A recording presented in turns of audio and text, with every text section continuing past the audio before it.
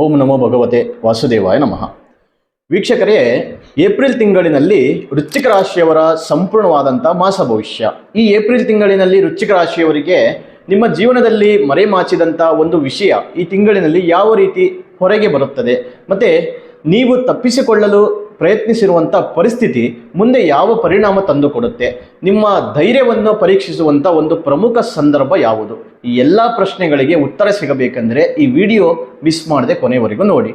ಆದರೆ ಅದಕ್ಕೂ ಮೊದಲು ನೀವೇನಾದರೂ ನಮ್ಮ ಚಾನೆಲ್ಗೆ ಹೊಸ ವೀಕ್ಷಕರಾಗಿದ್ದರೆ ಈ ಕೂಡಲೇ ನಮ್ಮ ಚಾನಲನ್ನು ಸಬ್ಸ್ಕ್ರೈಬ್ ಮಾಡಿಕೊಳ್ಳಿ, ಹಾಗೆ ಪಕ್ಕದಲ್ಲಿರುವಂಥ ಬೆಲ್ ಐಕಾನನ್ನು ಪ್ರೆಸ್ ಮಾಡಿ.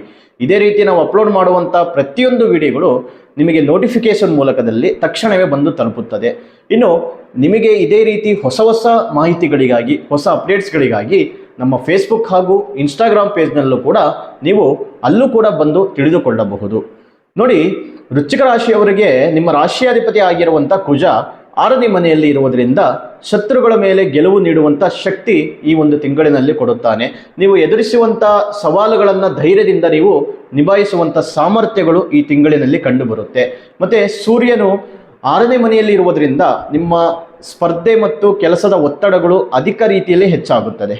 ನಂತರ 7ನೇ ಮನೆಗೆ ಪ್ರವೇಶ ಮಾಡುವುದರಿಂದ ಸಂಬಂಧಗಳಲ್ಲಿ ಒಂದಿಷ್ಟು ತೊಂದರೆಗಳನ್ನು ಉಂಟು ಮಾಡುತ್ತಾನೆ. ಹಾಗಾಗಿ ಸ್ವಲ್ಪ ಸಂಬಂಧದ ವಿಚಾರದಲ್ಲಿ ಸ್ವಲ್ಪ ಜಾಗ್ರತೆಯಿಂದ ಇರಿ, ಆದಷ್ಟು ಹೊಂದಾಣಿಕೆಯಿಂದ ಹೋಗುವಂಥ ಪ್ರಯತ್ನಗಳನ್ನು ಮಾಡಿ. ಇನ್ನು ಬುಧ 6ನೇ ಮನೆಯಲ್ಲಿರುವುದರಿಂದ ಕೆಲಸದಲ್ಲಿ ಜಾಗ್ರತೆ ಅಗತ್ಯವಾಗಿರುತ್ತೆ. ಸಣ್ಣ ತಪ್ಪು ಕೂಡ ದೊಡ್ಡ ಪರಿಣಾಮ ಉಂಟು ಮಾಡುವಂಥ ಸಾಧ್ಯತೆಗಳು ಈ ತಿಂಗಳಿನಲ್ಲಿ ಕಂಡುಬರುತ್ತೆ. ಇನ್ನು ಶುಕ್ರ 7ನೇ ಮನೆಯಲ್ಲಿರುವುದರಿಂದ ಸಂಬಂಧಗಳಲ್ಲಿ ಸಮತೋಲನ ತರುವಂಥ ಒಂದು ಸಹಾಯ ಮಾಡುತ್ತಾನೆ. ಆದರೆ ಅತಿಯಾದಂಥ ನಿರೀಕ್ಷೆ ಇಟ್ಟರೆ ಅಸಮಾಧಾನ ಉಂಟಾಗುವ ಸಾಧ್ಯತೆಗಳು ಇದೆ. ಇನ್ನು ಶನಿ 4ನೇ ಮನೆಯಲ್ಲಿ ಇರುವುದರಿಂದ ಮನೆಯಲ್ಲಿನ ಒತ್ತಡಗಳು ಮತ್ತು ಮನಸ್ಸಿನ ಭಾರ ಹೆಚ್ಚಾಗುತ್ತದೆ. ಸಹನೆ ತಾಳ್ಮೆ ಇದ್ದರೆ ಮಾತ್ರ ಸಮಸ್ಯೆಗಳು ಈ ತಿಂಗಳಿನಲ್ಲಿ ಕಡಿಮೆ ಆಗುತ್ತದೆ. ಇನ್ನು ಗುರು 7ನೇ ಮನೆಯಲ್ಲಿ ಇರುವುದರಿಂದ ಸಂಬಂಧಗಳಲ್ಲಿ ಬೆಂಬಲ ಮತ್ತು ಸಹಾಯ ನೀಡ್ತಾನೆ. ಹೊಸ ಸಂಪರ್ಕಗಳು ಉಪಯೋಗವಾಗುವಂಥ ಸಾಧ್ಯತೆಗಳು ಇದೆ. ಹೊಸ ಪರಿಚಯಗಳು, ಹೊಸ ಸಂಪರ್ಕಗಳು, ಹೊಸ ಕೆಲಸ ಕಾರ್ಯಗಳು ಈ ತಿಂಗಳಿನಲ್ಲಿ ಅತಿ ಹೆಚ್ಚಾಗಿ ಉಪಯೋಗಕ್ಕೆ ಬರುತ್ತೆ.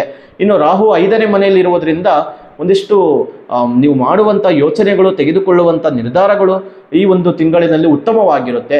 ಆತುರದಲ್ಲಿ ತೆಗೆದುಕೊಳ್ಳುವಂಥ ನಿರ್ಧಾರಗಳಿಂದ ಸ್ವಲ್ಪ ದೂರ ಇರಿ, ಯೋಚನೆ ಮಾಡಿ ನಿರ್ಧಾರಗಳನ್ನು ತೆಗೆದುಕೊಳ್ಳಿ. ಇನ್ನು ಕೇತು 11ನೇ ಮನೆಯಲ್ಲಿರುವುದರಿಂದ ಲಾಭದ ವಿಷಯದಲ್ಲಿ ಅಸಮಾಧಾನ ಉಂಟಾಗುತ್ತದೆ. ಹೆಚ್ಚು ನಿರೀಕ್ಷೆ ಇಡುವುದನ್ನು ತಪ್ಪಿಸುವಂಥದ್ದು ಒಳ್ಳೆಯದು. ಮತ್ತು ನಿಮ್ಮ ವೃತ್ತಿ ಜೀವನದಲ್ಲಿ ಸ್ಪರ್ಧೆ ಮತ್ತು ಜವಾಬ್ದಾರಿಗಳು ಈ ಒಂದು ತಿಂಗಳಿನಲ್ಲಿ ಹೆಚ್ಚಾಗುತ್ತದೆ. ಆದರೆ ನೀವು ನಡೆಯುವಂಥ ಒಂದು ಹೆಜ್ಜೆಗಳು, ಪ್ರತಿ ಹೆಜ್ಜೆಗಳಿಗೂ ಕೂಡ ಒಂದಿಷ್ಟು ಉತ್ತಮವಾದಂಥ ಅವಕಾಶಗಳು ಸಿಗಲಿದೆ. ಇನ್ನು ನಿಮ್ಮ ಧೈರ್ಯ ಮತ್ತು ತಾಳ್ಮೆ ಈ ತಿಂಗಳಿನಲ್ಲಿ ಮುಖ್ಯವಾಗಿರುತ್ತೆ. ಹಣದ ವಿಷಯದಲ್ಲಿ ಸ್ಥಿರತೆ ಇದ್ದರೂ ಕೂಡ ಅನಗತ್ಯ ಖರ್ಚುಗಳು ಹೆಚ್ಚಾಗುವ ಸಾಧ್ಯತೆಗಳು ಇದೆ. ನೀವು ಒಂದಿಷ್ಟು ತಾಳ್ಮೆಯಿಂದ ನಿಯಂತ್ರಣದಲ್ಲಿ ಇಟ್ಟುಕೊಂಡರೆ ಮಾತ್ರ ಉತ್ತಮವಾದಂಥ ಫಲಗಳು ಸಿಗುತ್ತೆ. ಇನ್ನು ವ್ಯಾಪಾರದಲ್ಲಿ ಹೊಸ ಅವಕಾಶಗಳು ಕಾಣಬಹುದು. ಆದರೆ ಒಂದಿಷ್ಟು ಅನವಶ್ಯಕವಾದಂಥ ನಿರ್ಧಾರಗಳನ್ನು ಈ ತಿಂಗಳಿನಲ್ಲಿ ತಪ್ಪಿಸಬೇಕು. ಮತ್ತು ಪರಿಶೀಲನೆ ಮಾಡಿ, ಯೋಚನೆ ಮಾಡಿ ಮುಂದುವರಿಯುವಂಥದ್ದು ಒಳ್ಳೆಯದು. ಇನ್ನು ಕುಟುಂಬದಲ್ಲಿ ಸಣ್ಣ ಒತ್ತಡಗಳು ಮತ್ತು ಭಿನ್ನಾಭಿಪ್ರಾಯಗಳು ಕಾಣಬಹುದು. ನೀವು ಶಾಂತವಾಗಿ ನಡೆದುಕೊಂಡರೆ ಪರಿಸ್ಥಿತಿ ಎಲ್ಲವೂ ಸರಿ ಹೋಗುತ್ತದೆ. ಆರೋಗ್ಯದ ವಿಷಯದಲ್ಲಿ ನೋಡೋದಾದರೆ ರಕ್ತದೊತ್ತಡ, ದೇಹದ ಒತ್ತಡ ಅಥವಾ ಮಾನಸಿಕ ಒತ್ತಡ ಕಾಣಬಹುದು. ನಿಯಮಿತ ವಿಶ್ರಾಂತಿ ಮತ್ತು ಸರಿಯಾದ ಆಹಾರಗಳನ್ನು ಸೇವನೆ ಮಾಡುವುದರಿಂದ ನಿಮ್ಮ ಆರೋಗ್ಯವೂ ಕೂಡ ಚೆನ್ನಾಗಿರುತ್ತೆ. ಇನ್ನು ಈ ತಿಂಗಳಿನಲ್ಲಿ ನೀವು ಮಾಡಬೇಕಾದಂಥ ವಿಶೇಷವಾದಂಥ ಪ್ರಮುಖವಾದಂಥ ಪರಿಹಾರಗಳು ಏನೆಂದರೆ, ಕುಜನ ಅನುಗ್ರಹಕ್ಕಾಗಿ ಮಂಗಳವಾರದ ದಿನ ಸುಬ್ರಹ್ಮಣ್ಯ ಸ್ವಾಮಿ ದೇವಸ್ಥಾನಕ್ಕೆ ಭೇಟಿ ನೀಡಿ ಕೆಂಪು ಹೂವು ಅರ್ಪಿಸಿ ಪೂಜೆ ಪುನಸ್ಕಾರಗಳು ಮಾಡುವುದರಿಂದ ಕುಜನ ಅನುಗ್ರಹ ಉತ್ತಮವಾಗಿ ಸಿಗುತ್ತದೆ.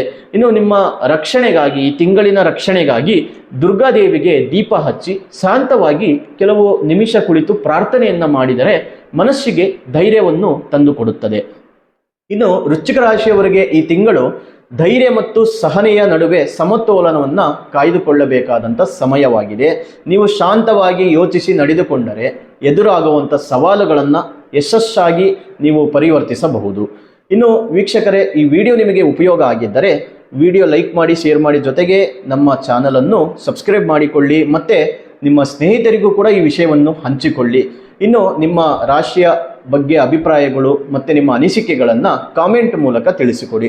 ಇನ್ನಷ್ಟು ಹೆಚ್ಚಿನ ಮಾಹಿತಿಗಾಗಿ ನಿಮ್ಮ ವೈಯಕ್ತಿಕ ಜಾತಕದ ಪರಿಶೀಲನೆಗಾಗಿ ಈ ಕೆಳಗೆ ಕಾಣುತ್ತಿರುವ ಸಂಖ್ಯೆಗೆ ಕರೆ ಮಾಡಿ ನಿಮ್ಮ ಅಪಾಯಿಂಟ್ಮೆಂಟ್ ಬುಕ್ ಮಾಡಿಕೊಳ್ಳಿ. ಮತ್ತೊಂದು ಹೊಸ ವಿಡಿಯೋದಲ್ಲಿ ಭೇಟಿ ಮಾಡ್ತೇನೆ.